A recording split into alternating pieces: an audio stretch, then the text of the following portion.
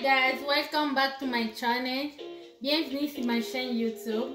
Lelo na yeli bino video ya Thompson Batumba. Nazana posa to sala ngana bino elongo Thompson Batumba.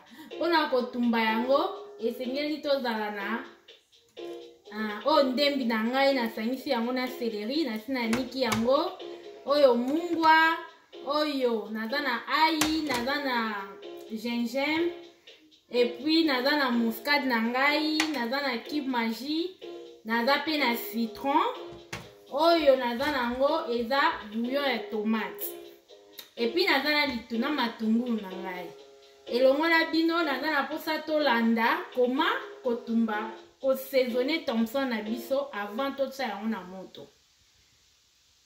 Nasengi na bino s'il vous plaît tolanda elongo na ngai. Ok, naobanda kotia na muscade na ngai. Nazobanda bongo na muscade.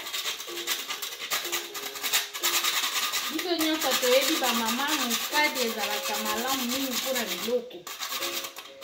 Osaka biloko edi bakozala bongo kitoko mingi. Nasilisi na muscade sikoyo nazotia ndembi na ngai oyo nasilaki kosalisa na celery. Nanga kotia ndembi na celery ezala ya kokoka po epesa biloko na ngai kitoko. Oyo naza na tangawizi.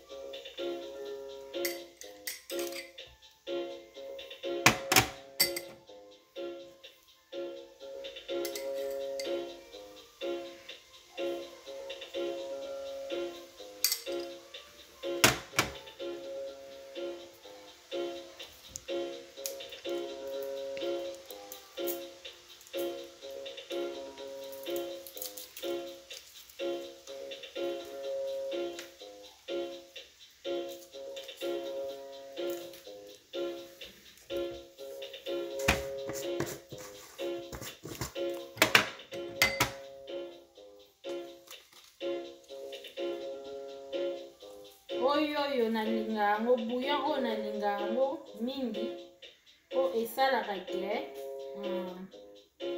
Thompson nanga esala yango lokwa mwa couleur échange mwa couleur quoi ekoma lokwa mwa rouge nalinga bouillon mingi na Thompson.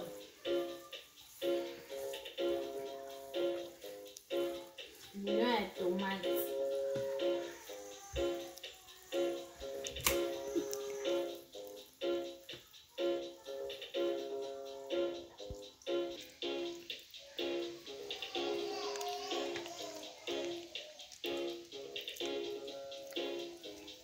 J'espère que vous avez nazo saisonné Thompson na ngai. Et nga na tsaka pe oyo eza bongo pilipili.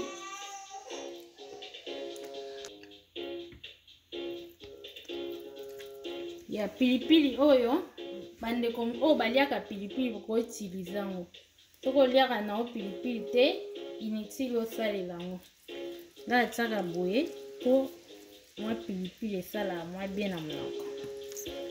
Yeah.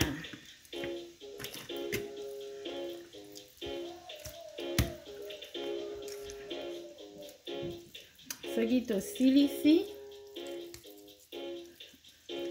kotisi mwa bepice na kati ya mbisi po goût vraiment ekota ti na kati ya mbisi na biso.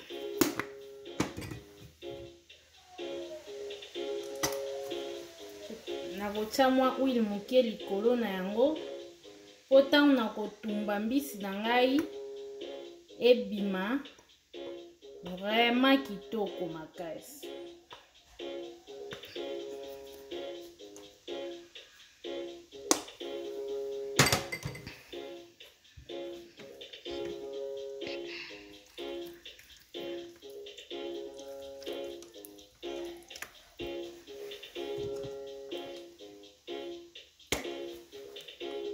nakobakisa so mwa uli mokie likolo ya mbisi na ngai.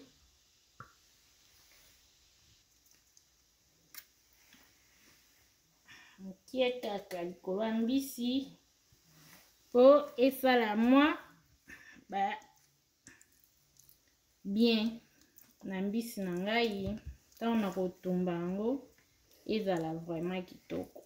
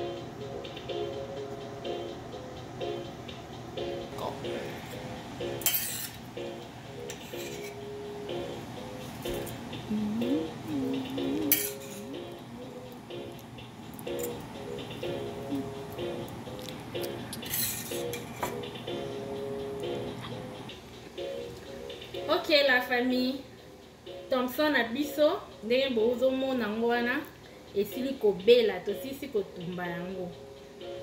Donc okoki kolia Thompson o na kwanga, na makemba, na fufu, na loso, ça dépend ndenge yo moko kolingela. Atie pe mwa citron pembeni esalaka mwa bien ntango olia Thompson, otie mwa citron. Yango wana video na biso mpona mokolo lelo tosuki awa. Merci beaucoup na bandeko nyonso oyo bakolanda ngai na video oyo. Nakosenga na bino s'il vous plaît bo s'abonner, bo liker, bo partager et puis bo bosana te kotia commentaire soko dans la question to dans la suggestion moko boye ongoloba ko bosana te kotia na se wana. Merci beaucoup, enjoy your food, bon appétit.